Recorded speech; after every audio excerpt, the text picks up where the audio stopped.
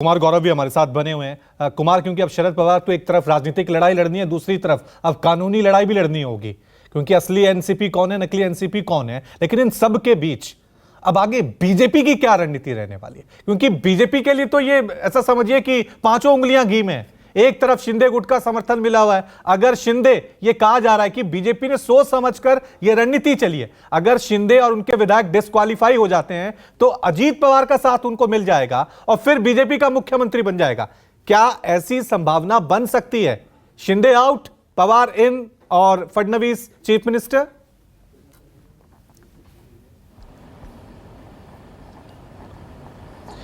देखिए, राजनीति में किसी भी बात को मना नहीं किया जा सकता, चूंकि राजनीति संभावनाओं का खेल है। आगे क्या होता है, 2 दिन पहले तक ये नहीं पता था कि अजीत पवार फिर से एक बार डिप्टी सीएम बनेंगे, चूंकि ऑपरेशन जो शुरू में चला था विधानसभा चुनाव के बाद, उस वक्त बीजेपी का ये ऑपरेशन फेल हुआ था। लेकिन उसके बाद दूसरा ऑपरेशन चला जिसमें शिवसेना को तोड़ा गया और वो सफल है। शिंदे अभी मुख्यमंत्री हैं। आगे क्या होगा, मोटे तौर पर सरकार के स्तर की जो बात थी महाराष्ट्र में, सुप्रीम कोर्ट में जो सुनवाई हुई थी, उसमें जरूर कटाक्ष और तीखे शब्द जरूर बोले गए थे, लेकिन सरकार की स्टेबिलिटी को उससे कोई खतरा नहीं हुआ और महाराष्ट्र की सरकार चल रही है और आगे भी जो अंदेशा है बीजेपी का मानना है कि चलती रहेगी। इस बार जहां तक एनसीपी में टूट की बात है, 4 महीने लंबा ये ऑपरेशन था और तमाम हर चीज़, हर कानूनी पहलू और हर नंबर्स को ध्यान में रखकर ये फैसला आखिरी गुरुवार को फाइनल हुआ बीजेपी टॉप लीडरशिप की तरफ से कि हाँ, अब जो अजीत पवार कह रहे हैं उस पर भरोसा किया जा सकता है। उनके पास नंबर्स हैं, क्योंकि ऐसा बताया जा रहा है कि 2/3 जो कि पार्टी का नेता होने के लिए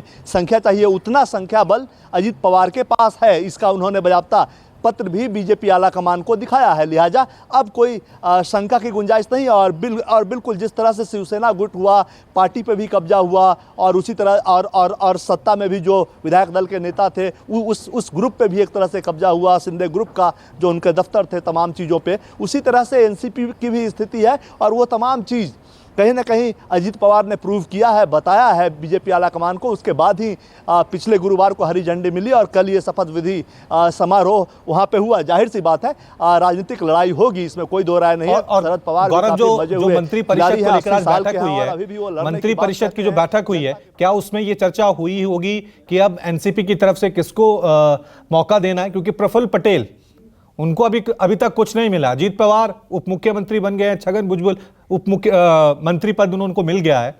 प्रफुल्ल पटेल को केंद्र में शामिल किया जा सकता है उनकी टीम में?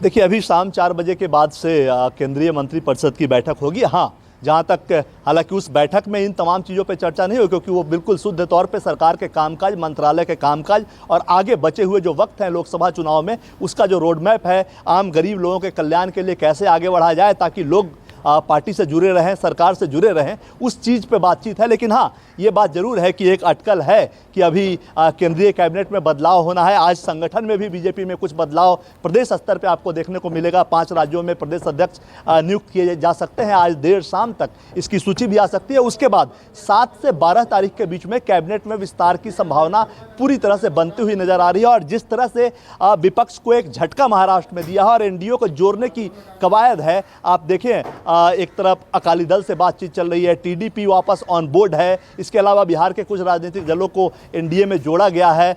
पशुपतिनाथ पारस और चिराग गुट को एक करने का प्रयास किया जा रहा है। दोनों के बयान अब सुलझे हुए आ रहे हैं। तो एक ग्रैंड एनडीए की तैयारी का जो रूप दिखाना है सरकार में, उसकी झलक आपको 7 से 12 तारीख के बीच में दिल्ली में मोदी मंत्रिपरिषद का विस्तार हो सकता है। और बिल्कुल आपने ठीक कहा, एनसीपी खेमे से प्रफुल्ल पटेल को केंद्र में मंत्री बनाया जा सकता है। इस पर भी चर्चा काफ़ी तेज चल रही है। और सिर्फ एनसीपी ही नहीं, तमाम जो सहयोगी दल आ रहे हैं, अकाली दल जो चला गया था वहाँ से हरसिमरत कौर बादल की फिर से कैबिनेट में वापसी हो सकती है। यानी बीजेपी एक परसेप्शन बनाना चाहती है कि विपक्ष जो एक कह रहा है कि वो बड़ा ग्रांड अलायंस बना रहा है, उसमें दम नहीं है, उसको जब चाहे तब टूट सकते हैं वो, क्योंकि आपस में विरोधाभास है। वहीं एनडीए, जिसके बारे में कहते हैं कि मोदी के आने के बाद एनडीए छिटका है, वो अब एक बार फिर से मूर्त रूप लेने लगा है। यानी मोदी का चेहरा, एनडीए का साथ और विकास की बात, और विपक्ष को बिल्कुल बेकार साबित कर देना कि उनमें एकता है ही नहीं। इसके आधार पे ही गौरव, बड़ा सवाल है, गौरव सवाल है कि